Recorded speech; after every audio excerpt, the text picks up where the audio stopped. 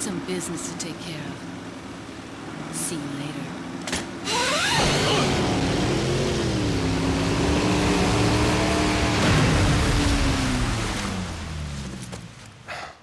Women.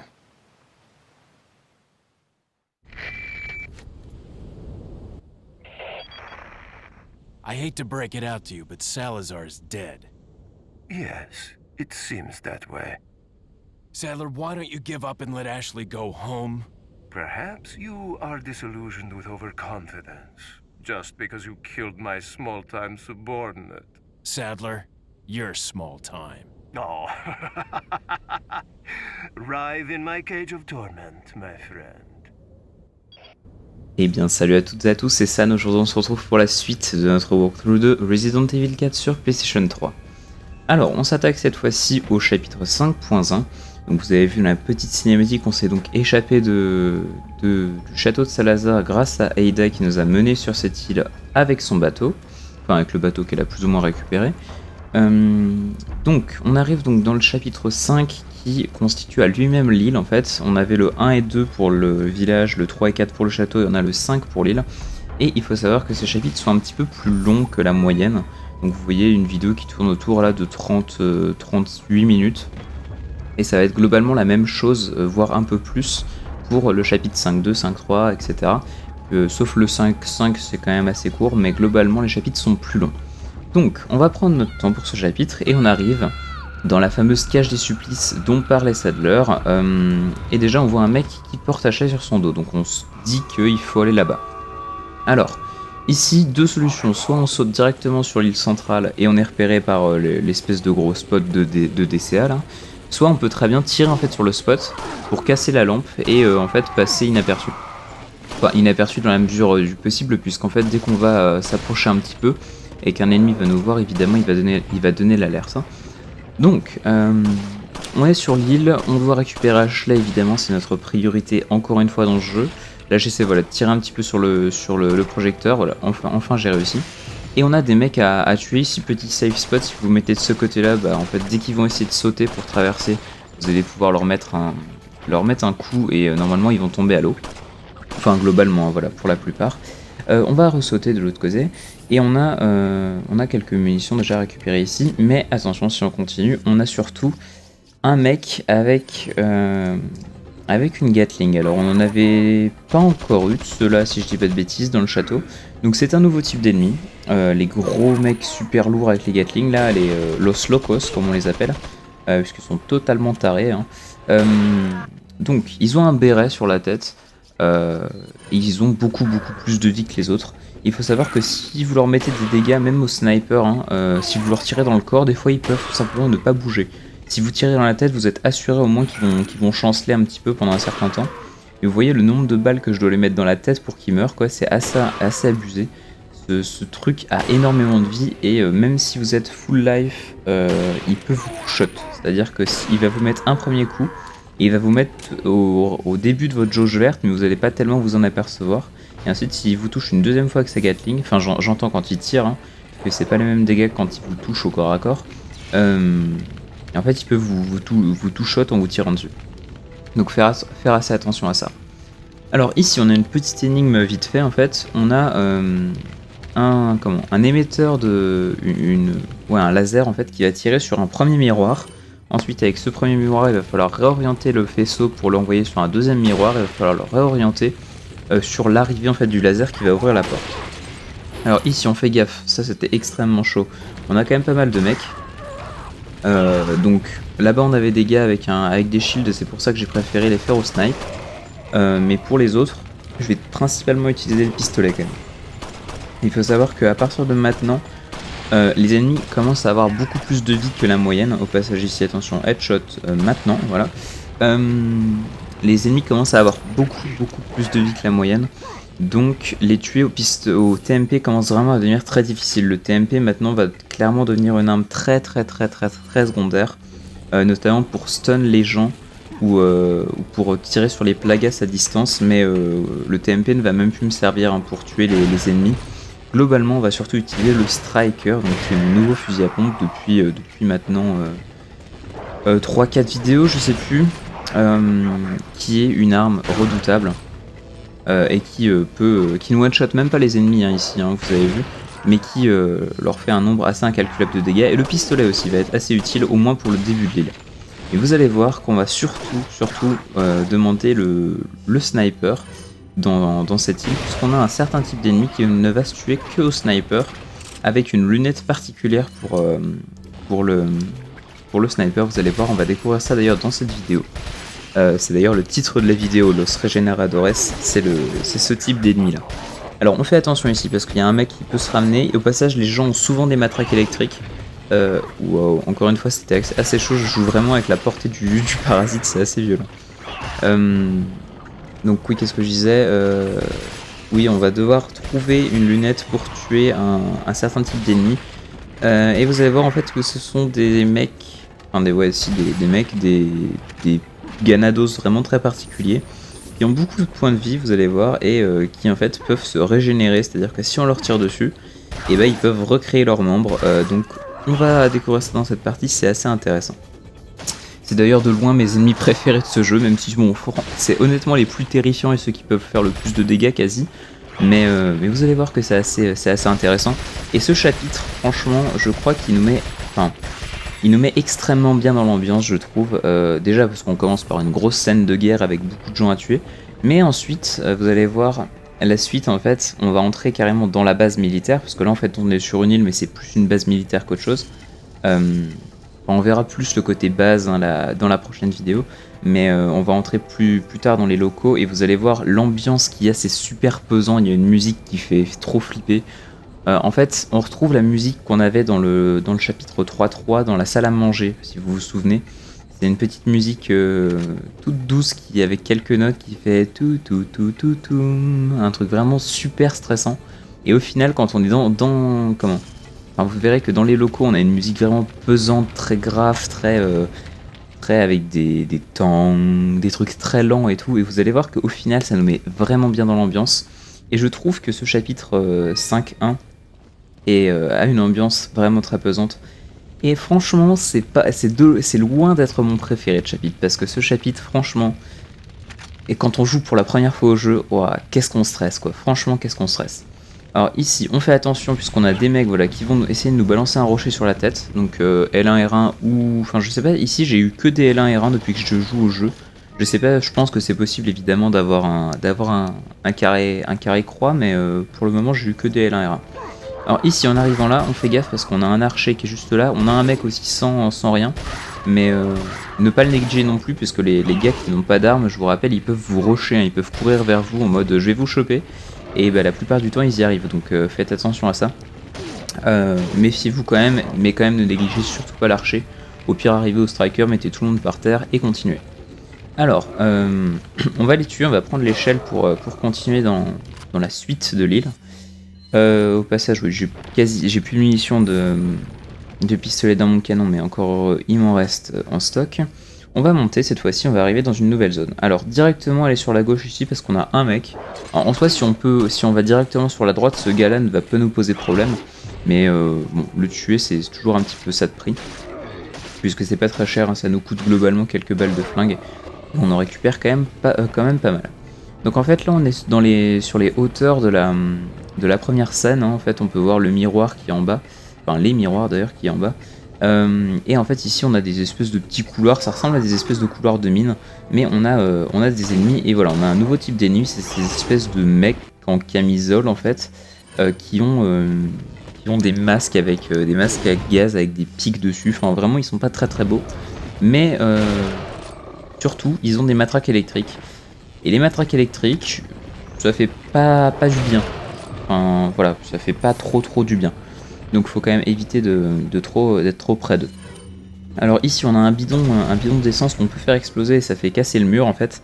Et derrière ce mur, on a le premier trésor de la zone qui est situé dans un petit coffre, qui est donc le lynx doré. Voilà. Et ensuite, pendant tous les chapitres, jusqu'au chapitre 5.3, on va devoir trouver des pierres en fait à combiner, à insérer dans ce lynx pour pouvoir le vendre plus cher. Alors ici on récupère une émeraude qui est le nouveau type de bleu velours en fait. On va en récupérer moins quand même que les bleus velours, mais vous allez voir que ça se vend encore plus cher. les spinels ça se vend 2000, les bleus velours 2005 et les émeraudes 3000. Alors ici on récupère une herbe rouge, on a récupéré tout ce qu'il y avait dans ces petits tunnels, on va pouvoir sortir. Quand même c'est ne pas trop négliger ce petit endroit parce qu'on a quand même quelques soins, ce genre de choses. C'est quand même assez intéressant. Alors on continue ici, on fait attention puisqu'on a des archers sur les hauteurs.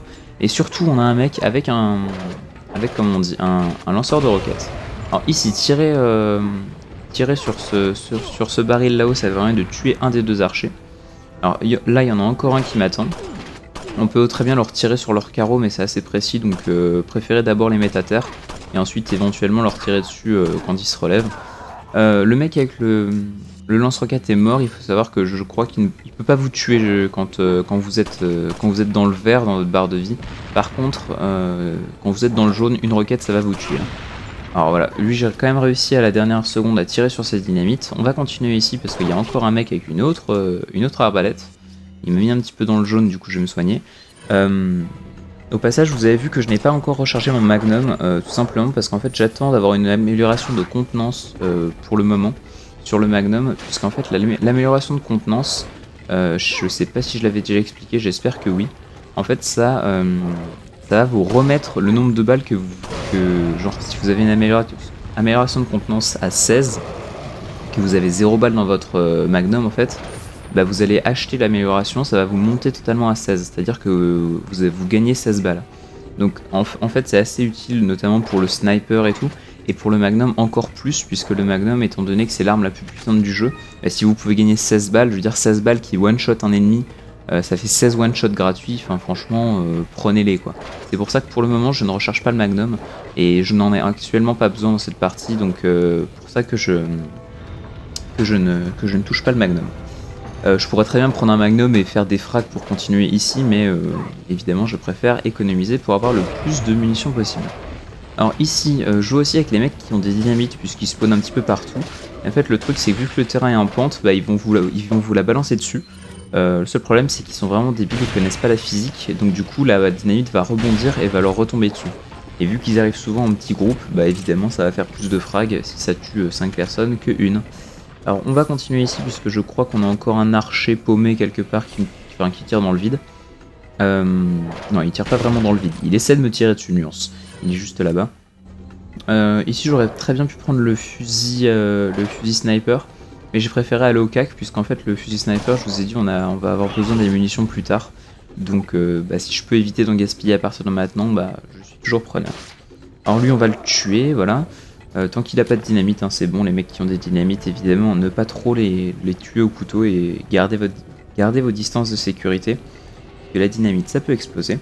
On va continuer ici et on a un marchand sur la gauche. Il faut savoir que ce marchand là, c'est le seul marchand duquel on peut sortir et se faire toucher, puisque les ennemis peuvent nous suivre de la zone d'avant, alors que tous les autres marchands normalement sont safe et on ne peut pas se faire toucher. Alors on va vendre du coup les émeraudes qu'on a récupérées, ou l'émeraude, je sais plus. On va acheter la carte au trésor de l'île que je ne vais encore une fois jamais utiliser. Et voilà de ce dont je vous parlais, l'amélioration de contenance du Broken Butterfly qui me permet en fait de gagner 12 balles, simplement. Je vais améliorer aussi un petit peu la contenance de mes autres armes et faire un petit peu des améliorations basiques, puisque là on est vraiment rendu aux dernières armes que je peux avoir dans le jeu, je n'achèterai plus de nouvelles armes. Donc tout simplement si je peux les améliorer pour être prêt pour le boss final, bah, je vais prendre. Alors, on a encore pas mal de mecs ici, notamment des mecs avec des matraques électriques. Et vu qu'ils sont un petit peu à la chaîne ici, bah, vous pouvez très bien faire des doubles frags, c'est pas interdit. Alors, ici j'ai préféré utiliser le sniper, question de principe, c'est un petit peu plus propre. Peut-être qu'ils vont me dropper des balles, non ça c'est des balles de flingue. Alors du coup, on va prendre la porte, on va passer par la porte je veux dire. Et là on entre enfin dans les locaux de la base militaire, avec cette espèce de musique pesante. Alors, on va continuer tout droit. On a une petite salle, mais ici, voilà, on a dans l'espèce de caisse, ça ressemble un petit peu aux vieux coffres des anciens Resident Evil, pour ceux qui connaissent, sauf qu'ils n'étaient pas transparents, et on a une grenade incendiaire à l'intérieur. Alors ici, on a un mec tout seul avec une matraque à la base. Donc lui on le tue évidemment, des fois il peut avoir un plaga, donc un plaga dans un endroit clos c'est pas forcément une bonne idée. Ici on récupère donc du coup une herbe verte, des munitions de shotgun. On va continuer, Là on arrive dans les espèces de cuisine, on fait attention, on se met bien là et on court directement dans la diagonale, puisqu'en fait il y a un mec qui va sortir du four. Le mec est en feu, hein, tout va bien, mais le seul problème c'est que si vous restez devant le four, il va vous sauter dessus et il peut vous choper. Et vous allez encore une fois devoir comment dire, tourner le joystick et il peut vous mettre des dégâts. Que faisait-il dans le four? J'en ai aucune idée non plus. Alors on va continuer par là, j'ai vérifié mais je ne crois pas qu'on puisse tirer sur cette bonbonne, elle fait vraiment partie du décor. Ça aurait pu être rigolo de faire exploser quelque chose. Donc alors on va continuer ici et on a encore une fois un nouveau type d'ennemi. C'est les espèces de mecs très grands comme ça. Alors si on l'a pas bien vu, celui-là il s'est plutôt pris un headshot. Et vous voyez en fait la taille, ils font à peu près 2,5 m. Ils sont pas très gentils. Voilà, on en a un juste là et encore une fois ils sont assez rapides. Même s'ils sont grands, ils sont rapides et ils ont des gros marteaux. Donc ils peuvent nous faire beaucoup de dégâts. Alors évidemment je me suis pris un coup du gros, un coup de l'archer en plus derrière. C'est pas forcément cool. Un petit aim and shot voilà, pour le tuer. Alors ici on fait attention parce qu'en fait en venant de cet escalier, quand on va continuer par là, on a deux mecs qui vont spawner. Alors ça c'est un code très foireux. On a un mec voilà, qui arrive avec une hache et normalement il y a un shield voilà, qui arrive avec une masse d'armes juste derrière. Alors ça c'est vraiment dégueulasse parce qu'au moment où on arrive dans la salle, pouf, ça y est, il y en a qui spawnent en haut de l'escalier. Ce qui est pas très fair play. Alors, on va les tuer. Et on arrive donc du coup dans une petite salle qui n'est pas en fait la suite du jeu vraiment. C'est juste un petit endroit où on peut récupérer ici la pierre rouge de la foi, si je dis pas de bêtises, voilà. Donc il sera combinable avec le lynx évidemment. Et par derrière ici on peut récupérer normalement une herbe jaune et je sais pas quoi, et des sous voilà. Herbe jaune qui me servira un petit peu à augmenter ma vie max, parce que je ne suis toujours pas au max, hein, vous le voyez sur la barre de vie en bas à droite. Alors on va continuer, on va passer par cette porte là. On va récupérer les munitions de flingue et du coup je vais vous laisser la petite cinématique. Ashley.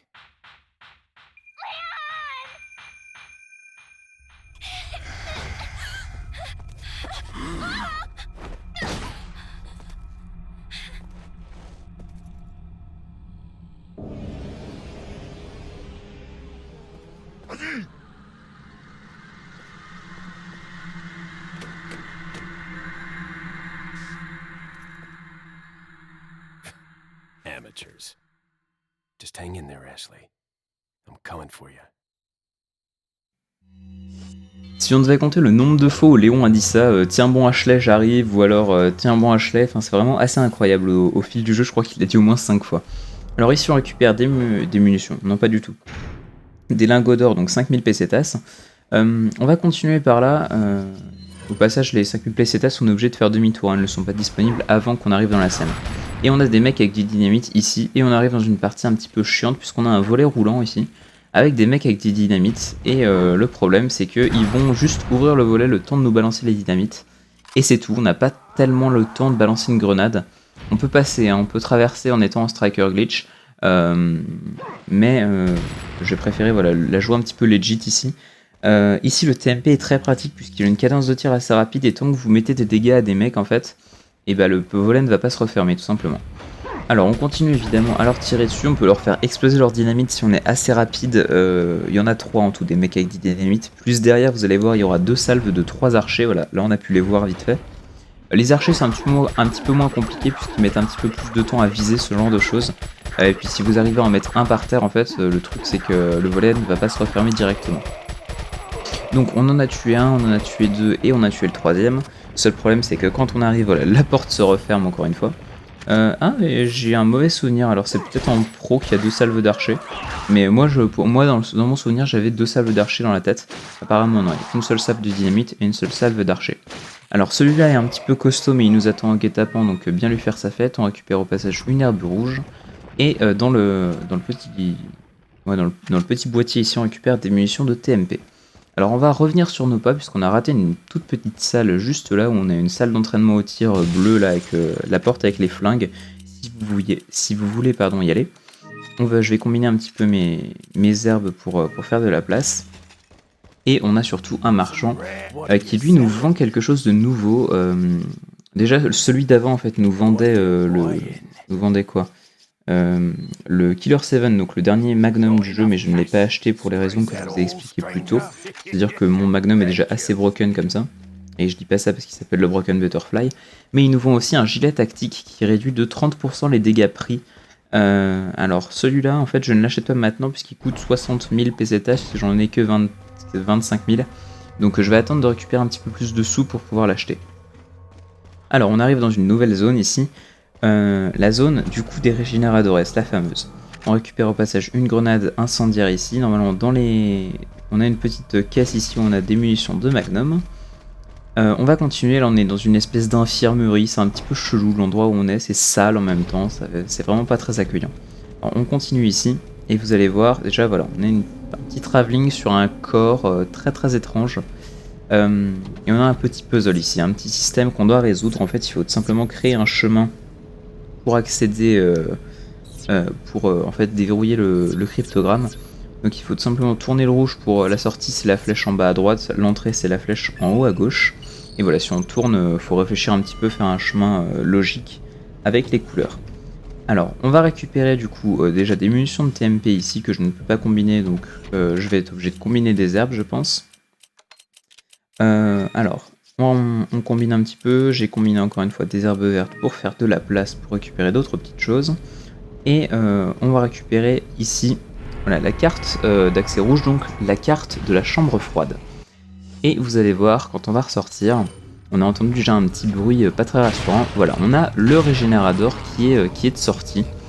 Vous voyez déjà, il ne bouge pas tellement comme les autres. Hein. Vous avez vu, il a des mouvements un petit peu chelous. Déjà, il m'a mis bien cher. C'est pour ça que je me suis barré. Ne surtout jamais le laisser à vos pieds parce qu'il peut vous sauter dessus comme ça. Alors, les grenades incendiaires marchent extrêmement bien avec eux puisqu'en fait ça va les stun. Ça va vous laisser le temps un petit peu de recover, de recharger vos armes et ce genre de choses. Alors, je me suis soigné avec un mélange d'herbes vertes. Vous avez vu que ce con s'est relevé. Et comme vous le voyez, voilà, son bras droit est en fait en train de se régénérer. Vous allez voir, je sais pas si on va avoir le temps de le voir repousser ou pas. Mais voilà, sa tête là est dans la même phase. En gros, ce truc est extrêmement dangereux, surtout si on ne sait pas trop comment le tuer. Pour le moment, on bourrine juste avec nos armes et vous allez voir que ça va passer. Au bout d'un moment, ce truc va mourir. Au passage, là, j'ai fait, je prends un critique avec le striker, c'est pour ça qu'il a volé si loin. Au passage, sa tête s'est reconstituée là. Si vous bourrinez au striker, aux grenades et ce genre de trucs, au bout d'un moment, je vous assure qu'il va mourir. Hein. C'est d'ailleurs comme ça qu'on est obligé de tuer le premier, voilà, parce que sinon, on ne peut pas. Donc, il est mort, enfin. Au passage, dans l'espèce de labo où il était enfermé, on a normalement ici une émeraude à récupérer. On va récupérer les thunes qui nous drop, il nous drop 5000, et on va du coup lire le petit papier qui est là. Mémo de Louis III. Les créatures horribles telles qu'El Gigante et les Novistadores sont le fruit d'expériences diaboliques ignobles dont ont fait autrefois les sujets humains. Un type de créature se distingue nettement des autres, il s'agit des Regeneradores.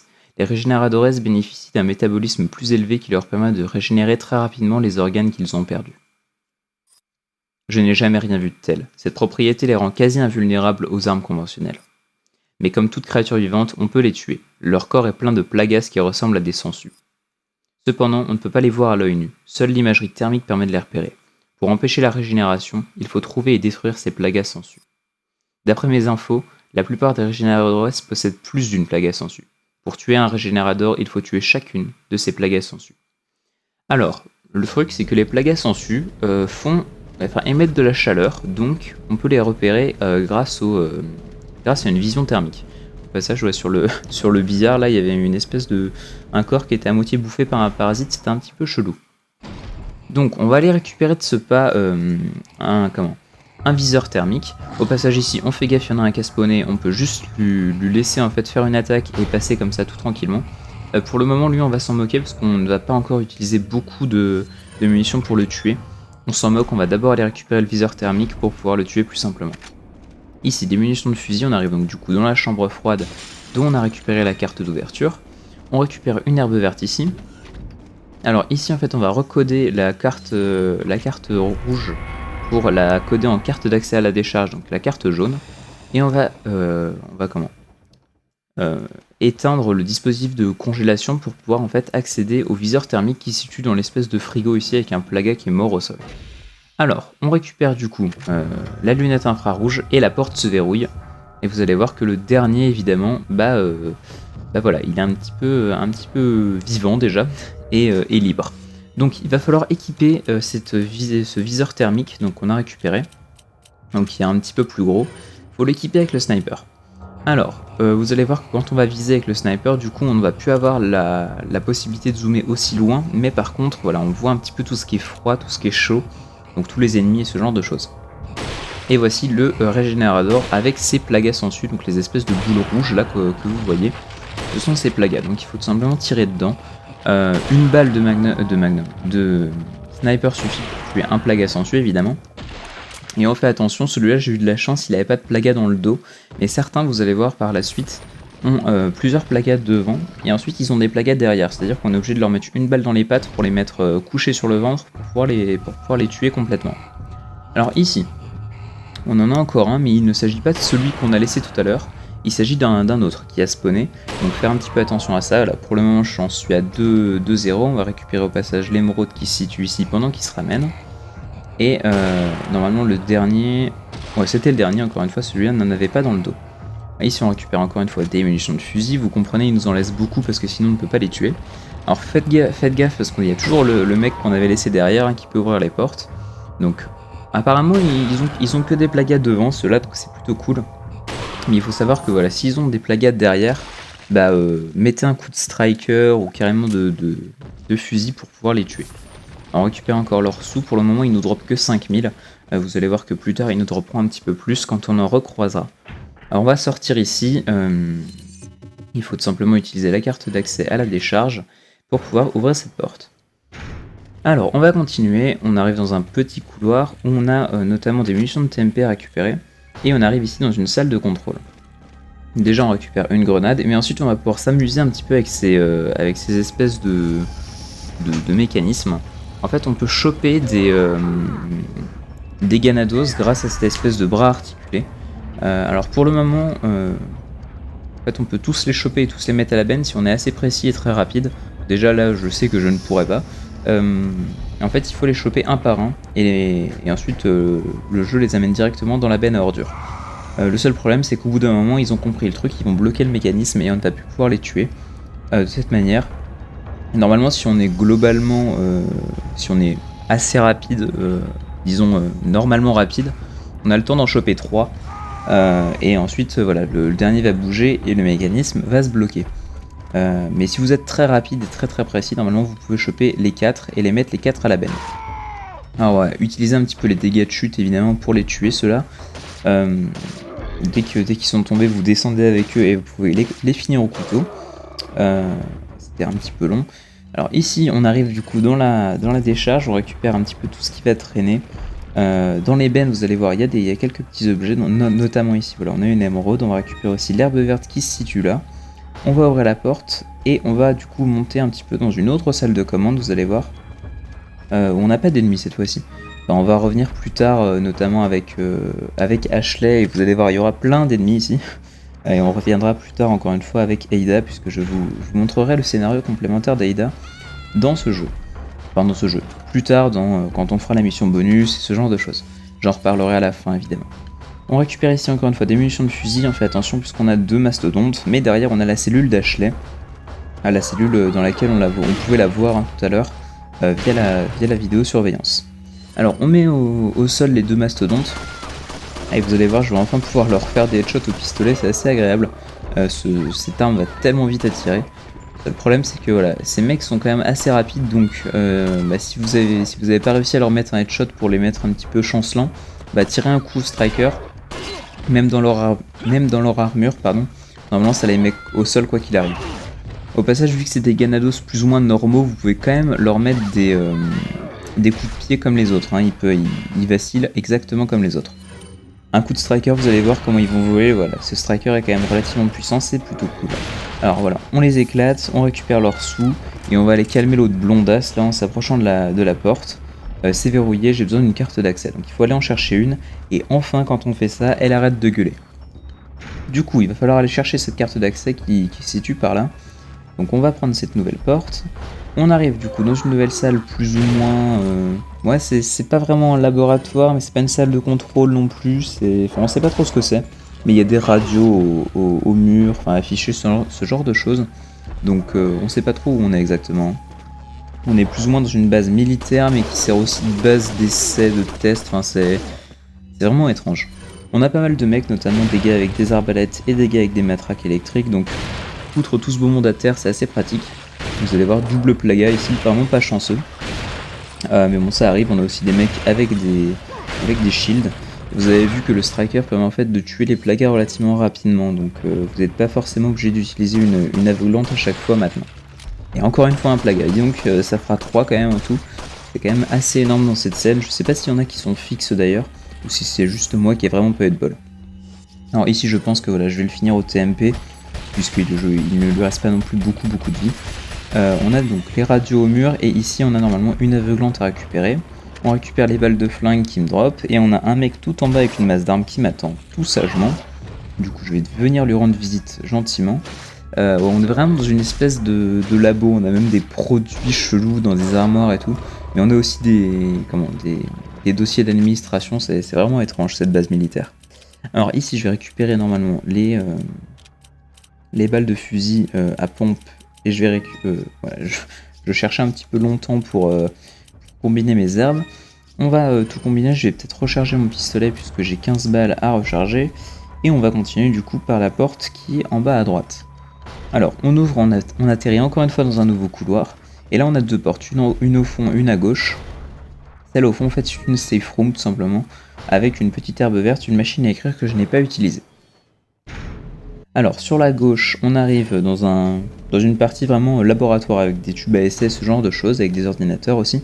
Et on a une petite vidéosurveillance qui nous montre la porte qui se situe juste à droite, avec un nouveau régénérateur, un petit peu plus étrange celui-là, mais il a une carte d'accès dans sa jambe droite.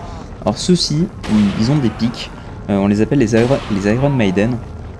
En fait dès qu'on va s'approcher d'eux, ils vont hérisser tous leurs pics, et en fait ils peuvent nous planter, nous tuer juste avec leurs pics. Donc on fait un petit peu attention, évidemment on garde nos distances de sécurité avec ces Iron Maiden. Et évidemment quand il meurt il nous drop la carte d'accès au stock qui nous permettra de délivrer Ashley juste après. Ici dans cette boîte on va récupérer des munitions de fusil puisqu'on en a besoin pour tuer le mec. On peut aussi très bien le bourriner avec des armes et tout, mais c'est pas c'est un petit peu plus lent. Alors ici on peut récupérer une émeraude. Allez savoir ce que fait une émeraude dans des trucs comme ça. On récupère ici normalement une herbe verte, et juste à côté une autre herbe mais rouge cette fois-ci. Ça me permet un petit peu de se restaurer et de faire un petit peu de place à combiner évidemment. Au fond on a des boîtes de pétri. Que cultive-t-il dans ces boîtes de pétri? Et personne n'en a la moindre idée, et j'ai franchement pas envie de savoir, c'est déjà assez répugnant ce qu'on peut voir depuis le début de ce jeu. On va sortir, et là on a un pont, on a une vue extérieure sur le pont. Au passage il faut savoir que les corbeaux qu'il y a là-haut, on peut les tuer et ils peuvent nous dropper des trucs. Il y en a un qui va nous dropper 5000 pesetas, un autre des balles de flingue, et le dernier une grenade aveuglante. J'ai testé ça en stream l'autre fois, ça marche, donc faites-le. Et puis voilà, balancer une grenade aveuglante puisque ça peut tous les tuer. Je vais recharger un petit peu mes armes ici puisqu'on arrive du coup sur la fin du chapitre. Du coup ça va me permettre d'être ready pour la partie d'après. Et ça va aussi me permettre de récupérer les munitions de fusil qu'on a récupérées ici. Alors je vais récupérer du coup la grenade incendiaire en combinant ces herbes vertes, et je vais aller parler à mon ami le marchand qui lui ne me vend absolument rien de nouveau. C'est-à-dire que c'est juste un marchand intermédiaire nous permettant de vendre nos émeraudes. Et point barre, en fait, il ne nous propose rien de nouveau, ne serait-ce que des améliorations. Celui-là est absolument inutile. Et à la limite, si j'avais assez de sous, j'aurais pu lui acheter le gilet tactique. Je crois que je lui achèterai normalement courant prochaine partie. Alors, ici, on récupère une herbe verte à combiner évidemment avec notre mélange de verre qu'on a ici.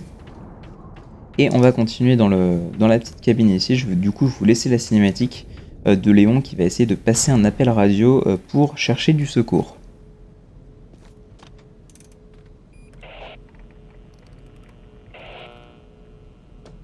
This is Leon. Request backup. I repeat, request backup.